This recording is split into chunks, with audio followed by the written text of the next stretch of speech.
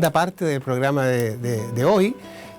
Tenemos como invitados, como ustedes ya saben, Alexander Carbonell, que es docente de esta universidad, hablo de la Universidad de Santiago, y Camilo Mancilla, quien tiene varios roles, pero aquí también está en representación de Modatima, que es una institución de defensa del medio ambiente que ha centrado su trabajo no exclusivamente, pero sí importantemente en Petorca. Y este programa es un programa que lo hacemos en conjunto con Santiago TV, Radio USACH y el Museo de la Memoria y los Derechos Humanos. Y ahora quisiéramos conversar con ustedes respecto de la nueva constitución que el país requiere. Y la pregunta es, ¿cómo esa nueva constitución, partamos contigo primero, Alexander, cómo esa nueva constitución debiera incorporar estas temáticas ambientales? Sí, eso yo creo no va a ser una tarea fácil, porque justamente implica entender de manera más consciente la necesidad de plantear en la Constitución ciertos principios básicos sobre los capitales naturales y los recursos naturales como parte esencial de un desarrollo, que un desarrollo distinto al que venimos de alguna manera impulsando desde la economía de mercado de las últimas décadas. Entonces, implica otra relación con los recursos naturales. Y eso tiene que quedar jurídicamente muy bien establecido como un principio básico desde la misma Asamblea Constituyente o como el nombre que se le vaya a dar definitivamente a esto. Y va a ser una lucha importante y necesaria no perder de vista. ¿Y cómo lo ves tú? ¿Qué hay que decir explícitamente de alguna forma? A mí me parece que va a ser una lucha súper complicada, porque la matriz de desarrollo de la pirámide de desarrollo económico en Chile y en América Latina parte desde el despojo de bienes comunes naturales.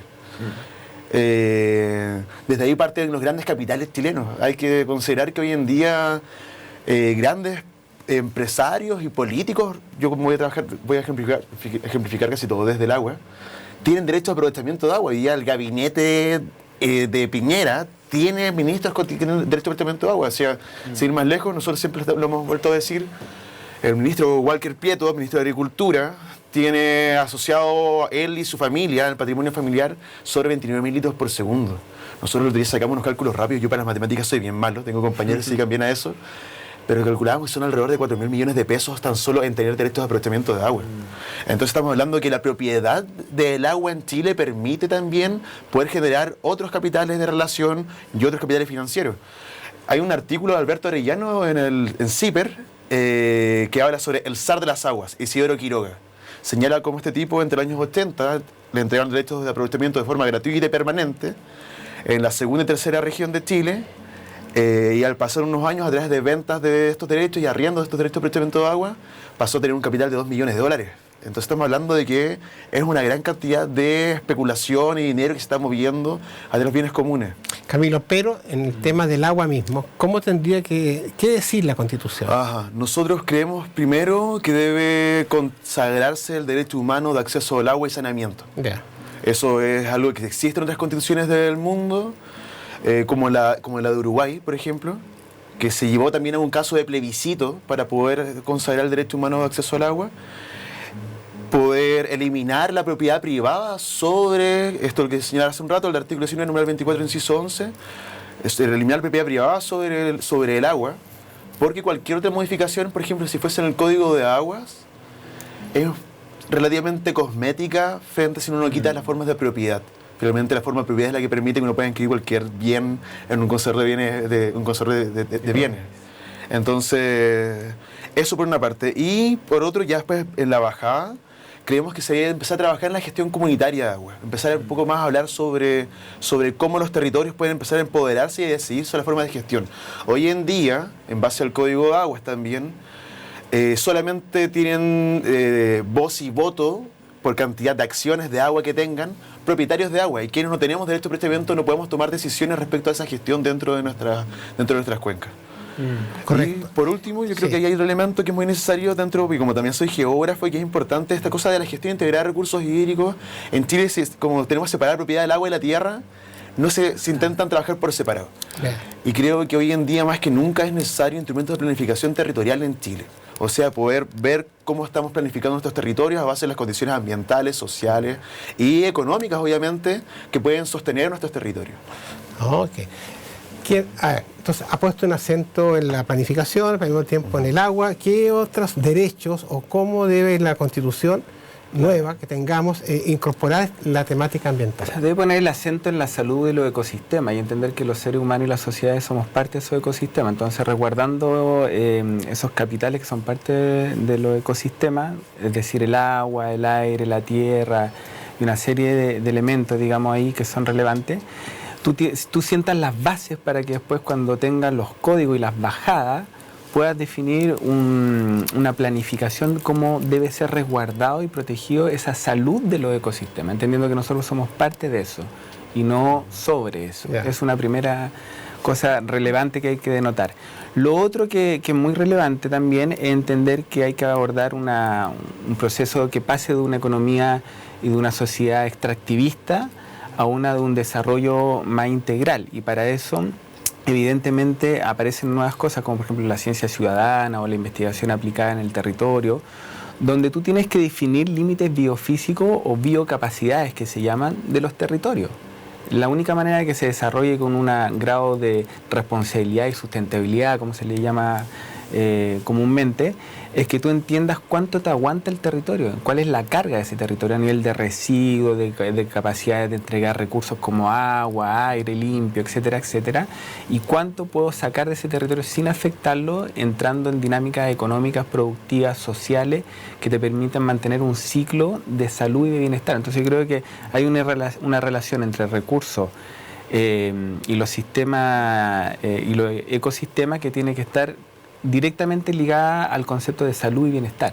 Ahí hay un amarre que hay que... Una pregunta. No sé si hay que preocuparse de bajar el consumo de energía o hay que procurar que esas energías que se consumen sean renovables.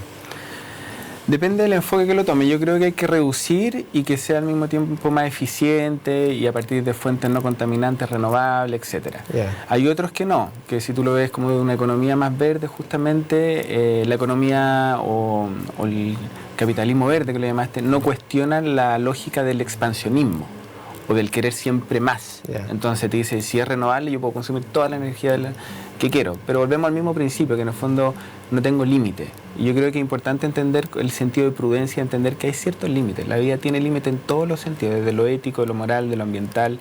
Y hay que entender que la libertad depende del respeto de esos límites también. La libertad no es hacer lo que yo quiera, sino que entender cómo convivo en ciertos límites de acuerdo. ¿Y cómo ves tú eso? Sí, yo personalmente siempre he tenido como algo que me intriga o algo que me genera como un poco de ruido, cuando también se nos intenta como entregarnos responsabilidades individuales sobre condiciones que son un poco realmente mucho más estructurales. Yeah. Me parece que debe existir entonces en ese sentido un proceso conjunto, que es cambio de patrones de consumo, tanto que parten desde uno, en la forma de relación que uno tiene con el territorio y con las comunidades en general, en sociedad en general. Entonces, claro, ser capaz de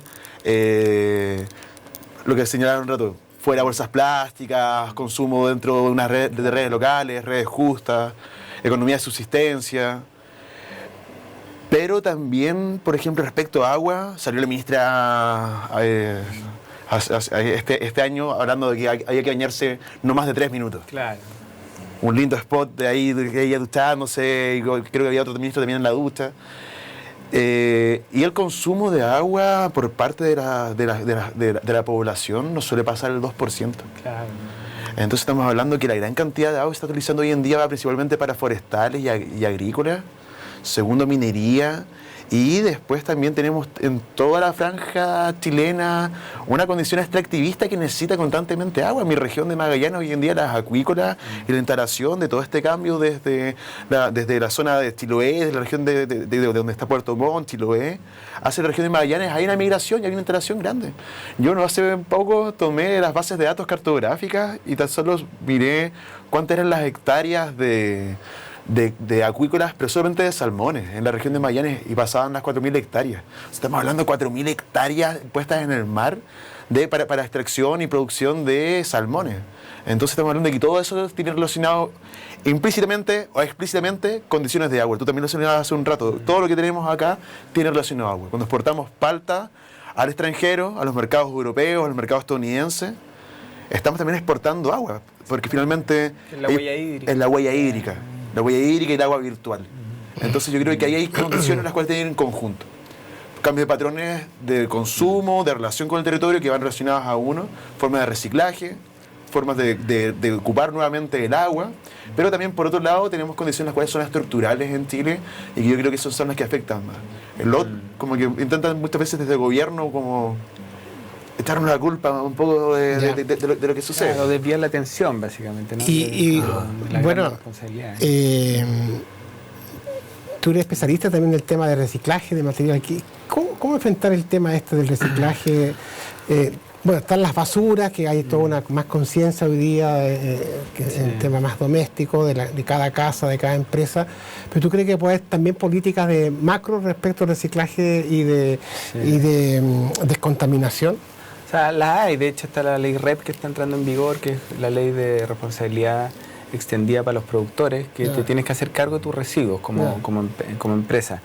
Ahora, por ejemplo, en los residuos el 50% es más o menos residuo orgánico, que podría trabajarse bastante fácil, no fácilmente, pero se podría recuperar como materia orgánica para energía, para compost, para una serie de cosas. Entonces, acá el tema de fondo es que esas políticas están entrando, pero mientras no hay asimilar desde una educación ambiental un cambio en la manera de hacer las cosas, no van a penetrar tan rápidamente como uno quisiera. Entonces, es una cosa que tiene que ir de la mano.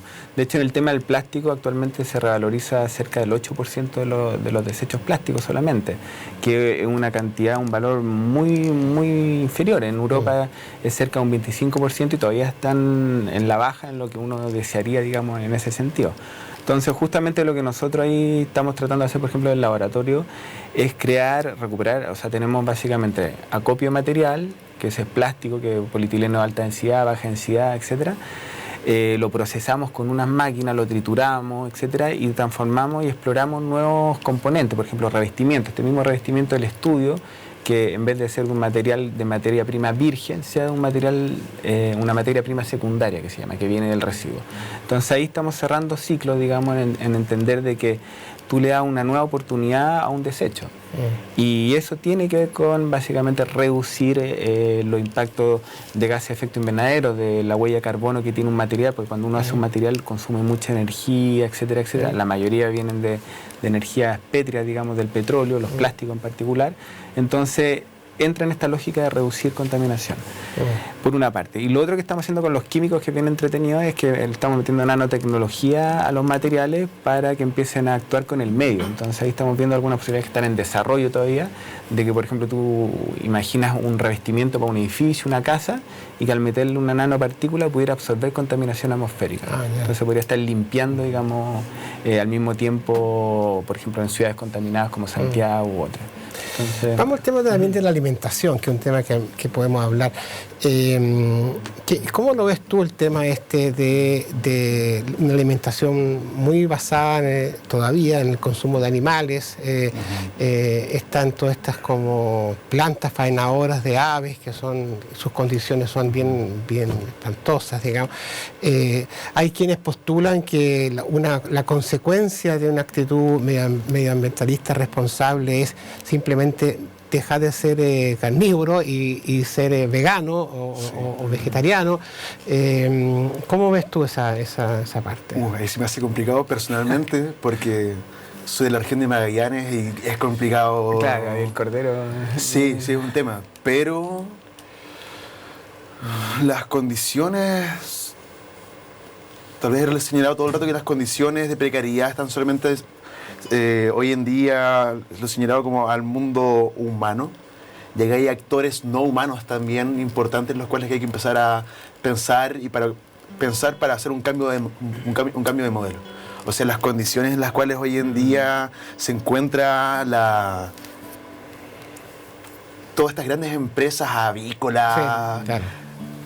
Digo, a mí no se me puede olvidar siempre la imagen de Freirina años atrás, claro, que si no se hubiesen movilizado, hoy en día tendrían alrededor de 3 millones de cerdos instalados dentro de una cantidad de hectáreas en las cuales no eran muchas, y son condiciones en las cuales son, no puedo decir inhumanas porque estamos hablando de actores no humanos, pero son condiciones en las cuales que son de inhumanidad de que nos las estamos aplicando.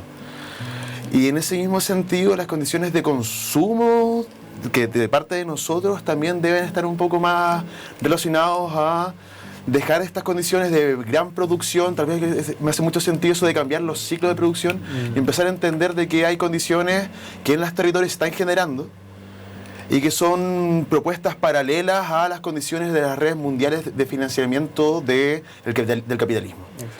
Entonces, en ese sentido, es necesario hoy en día poder acercarse a las redes de economía solidaria, poder acercarse a las redes de economías las cuales están relacionadas a los pueblos indígenas, poder relacionarse a las cooperativas que en Chile han ido resurgiendo. En la provincia de Petorca tenemos, yo no la tengo, pero existen hoy en día, por ejemplo, cooperativas de quinoa, la cual tiene un consumo de agua mucho menor que la palta, tiene un precio el cual es alto en el mercado y permite entonces tener una agricultura en la cual sea sustentable con el territorio y tenga también un sustento económico para poder seguir produciendo. Te voy a preguntar lo mismo, pero antes, ¿todas las paltas son responsables o la palta Hass o solamente, digamos? La que se suele exportar de Chile es la palta Hass. Y hay que hacer, igual, yo creo que tenemos que hacer un punto bien importante. Desde Modatima, si bien nuestra lucha siempre ha sido como contra estos agroindustriales de la palta, conspicuos que nosotros lo solemos señalar, la culpa no es de la palta. La culpa no es de la condición productiva. Necesitamos producir, necesitamos tener economía, necesitamos poder alimentarnos, necesitamos poder generar, poder transar bienes. El problema es la condición de explotación y extractivista que tienen estos territorios a base de estos elementos. Entonces, hoy en día nosotros conocemos tenemos gente cercana a la provincia de Petorca, los cuales sí son productores de palta, pero son pequeños productores de palta, trabajan en redes cooperativas. O sea, estamos hablando que las condiciones no son las mismas de cuando uno tiene 100 hectáreas de palta a tener 4 hectáreas de palta. Claro. Considerando que más o menos uno por hectárea de palta está consumiendo 2 litros por segundo. Pero la palta, la cruz que le llaman, es distinta, ¿no? Sí, es distinta. Sí, pero en esos temas más como de cambios como más en agronomía, realmente no me metería mucho porque finalmente yo creo que las condiciones y llevar la discusión es al modelo de desarrollo. Ya. Ahora te pregunto a ti, ¿eres vegetariano, eres vegano? No, la pregunta es si tú crees que el tema del hábito y del consumo de carne o del salmón, por ejemplo, etcétera, exacerbado, ¿eso también tiene algún impacto ambiental? Vuelvo al concepto de la salud de los ecosistemas. O sea, básicamente yo creo que ser vegetariano, ¿no?, es una visión también más filosófica en algunos aspectos. Pero lo que interesa es cómo se producen las cosas. Entonces, por ejemplo, un kilo de carne son 15.000 litros, más o menos, digamos, en su producción, y es de los más altos y de ahí vas bajando. Por ejemplo, un plátano son cerca de 90 litros. Eso es el concepto de la huella hídrica. Incluso sí, claro. Hay una página donde uno se puede meter y ver ese tipo de productos. ¿Un kilo de carne son? Alrededor de 15.000 litros. ¿Y lo otro son? Por ejemplo, un plátano son 90 litros, una taza de café son 250 litros, etcétera. Entonces, esa manera de producir, que es lo que tú comentabas justamente, tiene que ver con la economía solidaria, con el comercio justo, con entender una nueva manera, de alguna manera, de acercarse a lo que yo voy a consumir. Y ahí también hay una lógica, hay un eslogan que hay unos filósofos, sociólogos, que plantean el descrecimiento como un movimiento. Sí, claro. Donde también el eslogan es como consumir menos, más lento y más cerca. Entonces todo eso reduce las huellas y te da otra conexión con el alimento. O sea, las proteínas animales sirvieron para el desarrollo evolutivo, digamos, del ser humano. Entonces también no sé si se trata de eliminar completamente eso, pero sí entender un nuevo equilibrio en los consumos. Ahora, claramente el problema es que hay una industria que tiene que ver de nuevo con el modelo más extractivista, etcétera, que fuerza una manera de producir, que la producción animal, que se llama dentro de la agricultura, que evidentemente tiene serios problemas éticos y que no es solo desde el punto de vista de los animales, sino que la cantidad de antibióticos y de agentes externos que uno le mete a los alimentos que podrían tener repercusión, y de hecho las tienen. Hay algunos estudios sobre la misma salud de la gente que los consume. Entonces, o ciertos peces que son alimentados con residuos de otro tipo de animales, como los salmones, etcétera, etcétera. Entonces, ahí hay todo, y por eso vuelvo al tema de la salud, de los ecosistemas, de entender nuevamente que tenemos que restablecer un nuevo piso para, de alguna manera, volver a conectarnos con esos recursos naturales y cómo nos estamos relacionando con ellos. Entonces, la alimentación, finalmente, yo creo que estas posiciones de la gente que es vegana, entonces es necesario, porque hay que cuestionar el sistema de alimentación. A la larga, yo creo que no se trata de que todos sean vegetarianos, porque no creo que haya por ahí la discusión, pero sí de volver a recuperar un sistema de producción alimentaria completamente dentro de parámetros de una agricultura más ecológica, con una conciencia de la salud también de los agentes que uno le mete, digamos, en la producción, y ahí está, yo creo, la clave, digamos. Ahora, no le entreguemos la salud de los ecosistemas a la ISAPRE, porque si no va a ser un... Claro, bueno, es un tema importante, es interesante, por ejemplo, como medimos la economía desde el PIB. Si tú te enfermas, es bueno para el PIB, es bueno para la economía del país, claro, que tú estés enfermo, porque vas a consumir recursos sanitarios, medicamentos, etcétera. Entonces eso es lo que hay que cambiar, entender que hay cosas que no pueden ser consideradas. ¿Cómo es la relación? ¿Cómo los actores, digamos, el Estado tiene un rol muy importante, pero también la sociedad civil? ¿Cómo se relaciona Estado, sociedad civil, empresa en esto? O sea, siempre ha sido forzando, digamos. Yo creo que la sociedad civil tiene que empujar los límites, el Estado tiene que hacerse responsable desde una conciencia no de la acumulación o de la gestión o de la administración nomás, sino de impulsor de ciertos modelos y ciertos parámetros mínimos estándares de bienestar que necesitamos desde todas las zonas, desde todos los estratos sociales, económicos, digamos. Y ahí hay una dinámica que no es fácil, que yo creo que hay indicios que muestran que se está abriendo una transversalidad en el sentido de que aparece lo público, lo privado, lo académico, lo civil, que está empezando a dialogar, pero falta harto todavía. O sea, estamos recién en una cosa que es fundamental, que es aprender a discutir. Y a nosotros los chilenos nos cuesta discutir sin entrar a enojarse o a ponerse en una polaridad, digamos, desde el punto de vista. Cierto.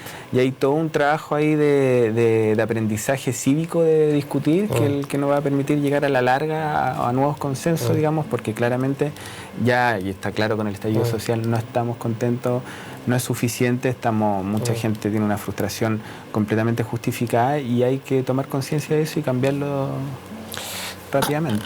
Ahora ahí, por ejemplo, lo pongo como ejemplo, Petro, que tú conoces bien, también hay de parte de la economía más a escala, también hay un interés de producir riqueza, o sea, de generar ingresos, y eso... ¿Tú lo ves como complementario con la defensa del medio ambiente o hay una tensión que se produce entre los pequeños emprendedores? Digamos? Está bien, los grandes tienen, ya sabemos, el drama que tienen, pero la pregunta es si no se reproduce esta misma lógica del capitalismo verde a un nivel de escala menor, o es inevitable que eso sea así. ¿Cómo ves tú esa? No sé si la pregunta es clara, pero... Sí, yo creo que las capacidades que tienen, financieras que tienen los pequeños campesinos no alcanzan para entrar a las redes mundiales de producción.